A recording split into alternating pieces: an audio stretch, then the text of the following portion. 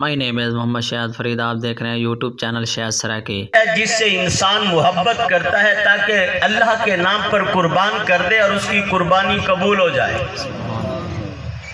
رب کعبہ نے قرآن کریم میں ارشاد فرمایا زُيِّنَ لِلنَّاسِ حُبُّ الشَّهَوَاتِ مِنَ النِّسَاءِ وَالْبَنِينَ وَالْقَنَاطِيرِ الْمُقَنطَرَةِ مِنَ الذَّهَبِ وَالْفِضَّةِ وَالْخَيْلِ الْمُسَوَّمَةِ والانعام والحرث. ذکر فرما دیا ساری چیزوں کا جن سے انسان کو محبت ہے. فرمائے سے کھیتی اور باغات سے بھی محبت ہے، لیکن جب رب کی محبت آئے تو پھر کھیت بھی قربان کر دے، باغ بھی قربان کر دے. فرمائے سے سواریوں سے بھی محبت ہے، سواریاں گھوڑے ہوں یا گاڑیاں ہوں، سواری ہوتی ہے. فرمائے جب رب کی محبت آئے تو پھر سواری بھی قربان کر دے. فرمایا اسے انسان کے سینے میں عورت کی، بیوی کی بھی محبت ہے. جب اللہ تعالیٰ ہجرت کا حکم دے دے تو سیدنا ابراہیم علیہ السلام اپنی رفیقہ حیات کو بھی چٹیل میدان میں ویرانے میں چھوڑ کے آ جاتے ہیں. رب کی محبت پر محبت قربان ہو جاتی ہے. اور جس نقطے کو ہم نے لینا ہے فرمایا والبنین، فرمایا ہر انسان کو بیٹے سے بھی محبت ہے.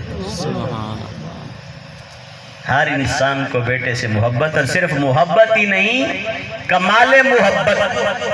رب کعبہ نے محبت تو ویسے ہی محبت ہوتی ہے، اور جب محبت کو بھی رب کعبہ سجا کے مزین کر کے کسی سینے میں رکھ دیتا ہے تو وہ محبت عشق بن جاتی ہے.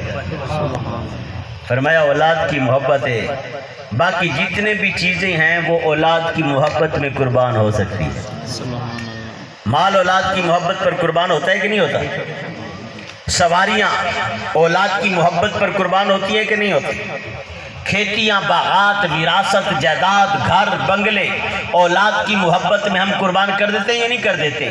فرمایا ہم نے جن جن چیزوں کا ذکر کیا ہے کہ ہر انسان کے سینے میں محبت رکھ دی ہے، باغات، زمینیں، رقبے، جائیدادیں، سواریاں، کھیت، لہلہاتے، فرمایا ساری محبتیں انسان اولاد کے لیے قربان کرتا ہے. بیٹے کے لیے انسان کہتا ہے میری زندگی اوکھی سوکھی گزر جائے، میرا بیٹا شہنشاہ ہو جائے، میرا بیٹا اس کی زندگی آسان ہو جائے، اس کی عزت ہو جائے، اس کی ناموری ہو جائے، اس کے لیے آسانی ہو جائے. فرمایا جب رب کی محبت آئے تو پھر کمال انسان وہ ہے جو رب کے نام پر بیٹے کو بھی قربان کرے.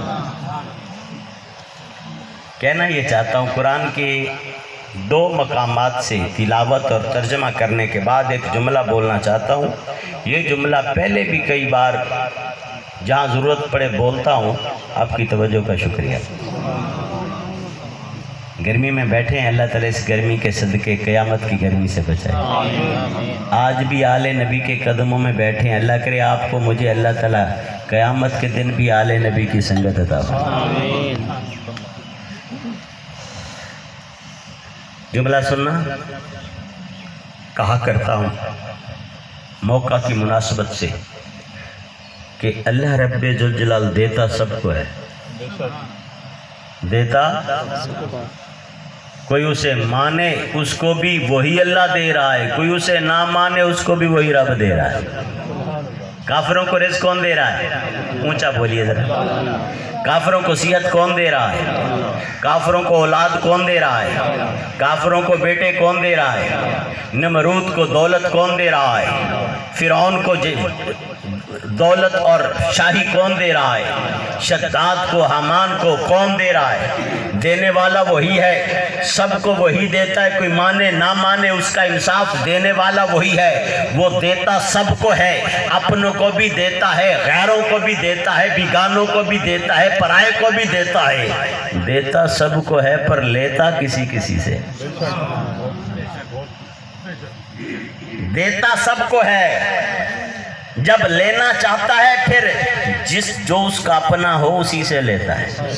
جس کو نوازنا ہو، جسے عطا کرنا ہو، جسے چننا ہو. اللہ یجتبی الیہ من یشاء ویہدی الیہ من ینیب. चुन लेता है जिसको नवाजना चाहता है, देता सबको है, लेता किसी किसी से। बुजुर्ग बैठे हैं, मैं छोटी सी मिसाल देना चाहता हूँ। ये दावत आम है, सब लोग आप जमा हैं, ख़ास भी हैं, आम भी हैं, जानने वाले भी हैं, ना जानने वाले भी हैं। जब मेज़बान खैरात बांटेंगे सबको देंगे या चेहरे देख देख के कि ये मेरा कुछ लगता है कि नहीं लगता? बोलो, सबको देंगे ना। लेकिन अगर मेज़बानों को अचानक 1000 रुपये की ज़रूरत पड़ जाए तो क्या सबसे लेंगे? देखेंगे मेरा अपना कौन है,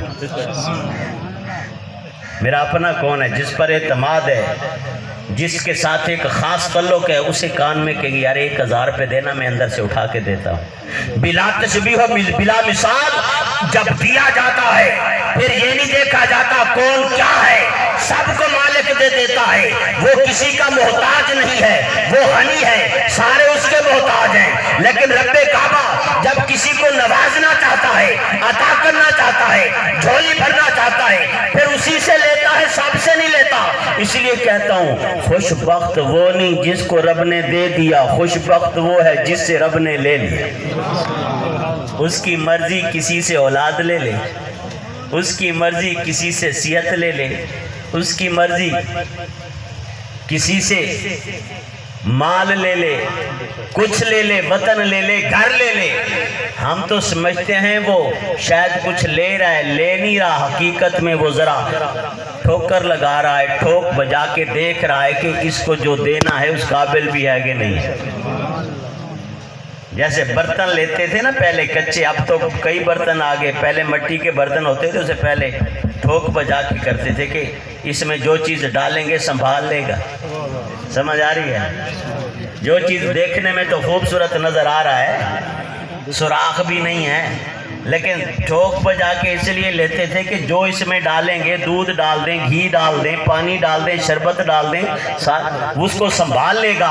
तो ये हल्की सी आजमाइश की जो घड़ी आती है, इसलिए आती है कि रब्बे काबा किसी पर अपना फजले खास करना चाहता है, उसे थोड़ा सा आजमा रहा है, थोड़ी सी आजमाइश है ताकि वो पक्का हो जाए, फिर रब्बे काबा ने उसको नवाजना भी तो है।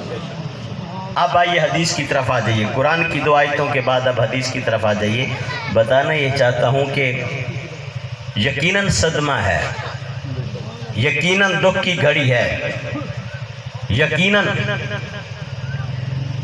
जिगर छिलनी छिलनी होगा, यकीनन कलेजे पर जख्म होंगे, यकीनन दिल पर वार चला है, यकीनन इंसान की खुशियों पर तकदीर की तलवार चली है। लेकिन अगर शरीयत की नज़र से देखें, हदीस की नज़र से देखें, ताजदार ख़त्म नबुव्वत इमामुल अंबिया सैयदुल अंबिया हज़रत मोहम्मद मुस्तफ़ा सल्लल्लाहु अलैहि वसल्लम मेरे आका के फरमान की नज़र से देखें, अल्लाह रब्बे ज़ुल जलाल की रज़ा और मनशाए इलाही के ख्याल से देखें तो रब ने लिया नहीं, रब ने कुछ दिया है। आपको हो गया अल्लामा साहब, ये अजीब बात है। उनका इतना प्यारा बेटा 10, 12, 11 साल का गबरू काम काज वाला, वो चला गया। आप कह रहे हो रब ने लिया नहीं, रब ने दिया है। हाँ, नसीर बाबर कह रहा है रब ने दिया है। और नसीर बाबर कौन होता है कहने वाला? मुझे सहारा है तो कुरान का है, मुझे सहारा है तो नबी के फरमान का है, मुझे सहारा है तो आले नबी का है। रब ने दिया है, ऐसा एजाज दिया है, ऐसा रुतबा दिया है। रब्बे काबा ने उस बच्चे के वालिदैन को, इब्राहिम भाई को और उस बच्चे की माँ को एक ऐसा एजाज बख्शा है कि नसीर बाबर अपनी सारी दुनिया की कमाई और जिंदगी भर का हासिल हुआ इल्म वो भी दे दे तो इस रुतबे पर नहीं पहुंच पा सकेगा। सारी जायदाद भी कुर्बान कर दूं जो रब ने इस घराने को दे दिया है, उस मकाम पर नहीं पहुंच सकूंगा। सारी जिंदगी चिल्ले में बैठ जाऊं, इस रुतबे पर नहीं पहुंच सकूंगा। सारी जिंदगी काबे का गिलाफ पकड़ के रोता रहूं, ये एजाज हासिल नहीं कर सकूंगा। मदीना तैयबा में गुंबद खजरा के सामने बकिया जिंदगी सारी गुजार दूं, जो रुतबा इस घर को मिल चुका है منصب رب نے عطا کر دیا ہے، فیصلہ کر دیا ہے۔ نصیر بابر ہزاروں ڈگریاں لے کر کے بھی وہ رتبہ حاصل نہیں کر سکتا، تن من دھن دے کر کے بھی وہ رتبہ حاصل نہیں کر سکتا۔ وہ اعزاز کیا ہے، وہ رتبہ کیا ہے؟ لوگ سمجھتے ہوں گے رب نے ان کا بیٹا لے لیا، دن دہاڑے لے لیا، گھر کے دروازے پر لے لیا، جس ندی کنارے ساری زندگی گزری اسی ندی سے لے لیا۔ ارے بابا نہیں، رب کعبہ نے ایک عزت کا جھنڈا اس گھر پہ لگایا ہے۔ اس دل سے اس دل تک یہ اعزاز نہ تھا جس دل سے وہ بچہ رب نے لیا ہے۔ ابراہیم کو ایک شہید کا باپ بنا دیا ہے اور اس بچے کی ماں کو شہید کی ماں بنا دیا ہے۔ کوئی سمجھ سکتا ہے تو سمجھے، کوئی سمجھ سکتا ہے تو سمجھے۔ اپنی محنت سے کوئی عالم تو ہو سکتا ہے، اپنی محنت سے کوئی حاجی تو ہو سکتا ہے، اپنی محنت سے کوئی ولی تو ہو سکتا ہے، اپنی محنت سے کوئی سخی تو ہو سکتا ہے، اپنی محنت سے کوئی عابد تو ہو سکتا ہے، اپنی محنت سے کوئی زاہد تو ہو سکتا ہے، اپنی محنت سے کوئی خیرات تو کر سکتا ہے، عبادت کر سکتا ہے، ریاضت کر سکتا ہے، خیراتیں کر سکتا ہے، لیکن شہید کا باپ وہی بنے گا جس کو رب بنائے گا۔ کوئی لاکھ چاہے کہ یہ اعزاز مجھے مل جائے، نہیں ملے گا۔ ذالک فضل اللہ یؤتی ہے من یشاء، یہ شان اسی کو ملنی ہے جس کو رب نے چن لیا ہے۔ میں نے جنازے میں بھی جب افسوس کیا تو میں نے یہی کہا، میں نے کہا ابراہیم باپ، ابراہیم بھائی، دکھ تو ہے، دکھ ہوتا ہے، اس سے انکار نہیں ہے، دکھ ہوتا ہے تو سیدنا یعقوب علیہ السلام بیٹے کی جدائی میں رو رو کے آنکھیں قربان کر دیتے، دکھ ہوتا ہے، لیکن رب کعبہ جب نوازتا ہے، میں نے کہا ابراہیم بھائی آپ ایک شہید کے باپ بن گئے، آپ کو رب نے ایک اعزاز بخشا ہے جو مجھ جیسے گناہگار کو بھی نہیں مل سکتا۔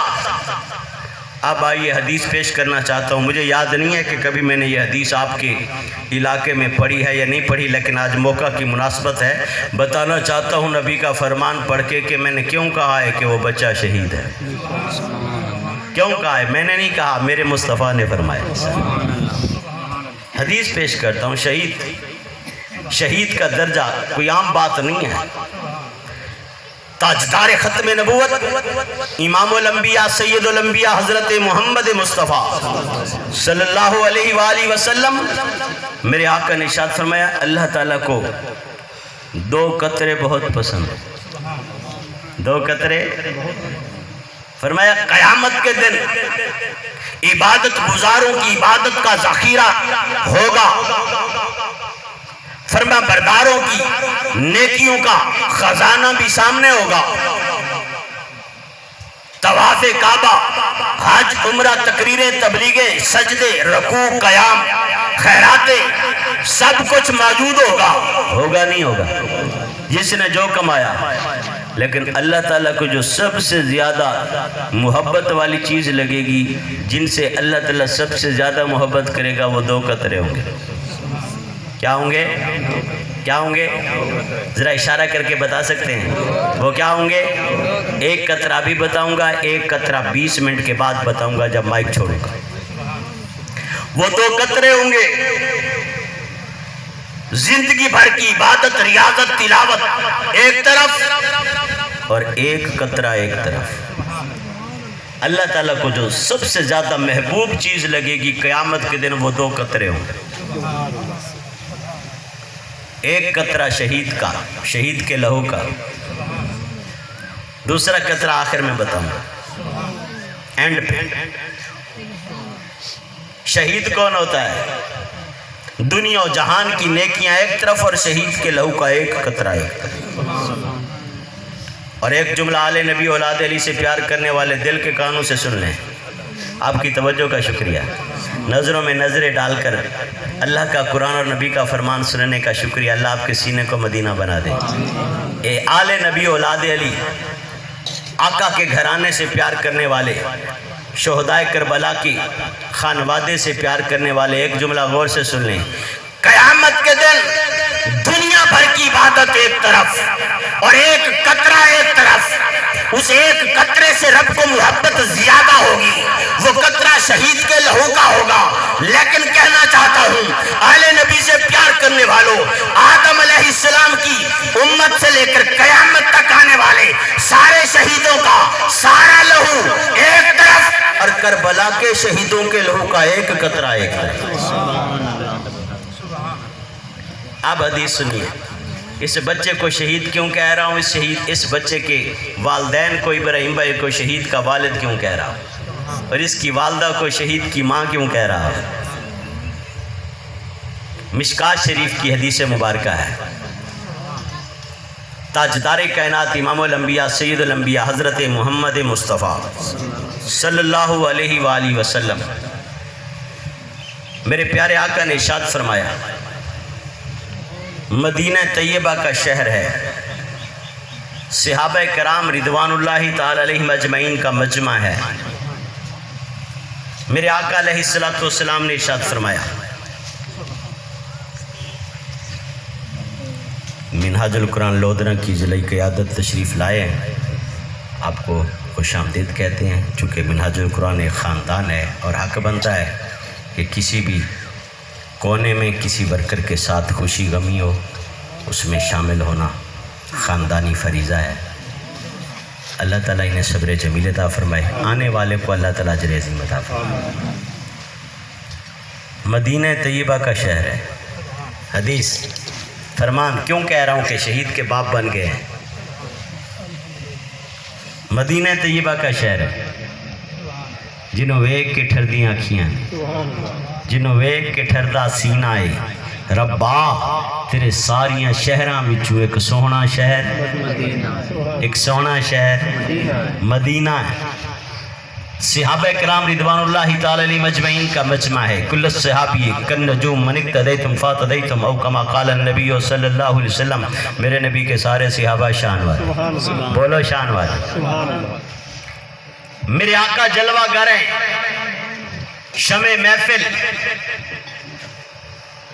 اس بزم کے چاند، سید آمنہ کے چاند، حسنین کریمین کے نانا جان، مخدومہ کائنات سیدہ کائنات کے بابا جانی جلوہ گر ہیں، اور فرماتے ہیں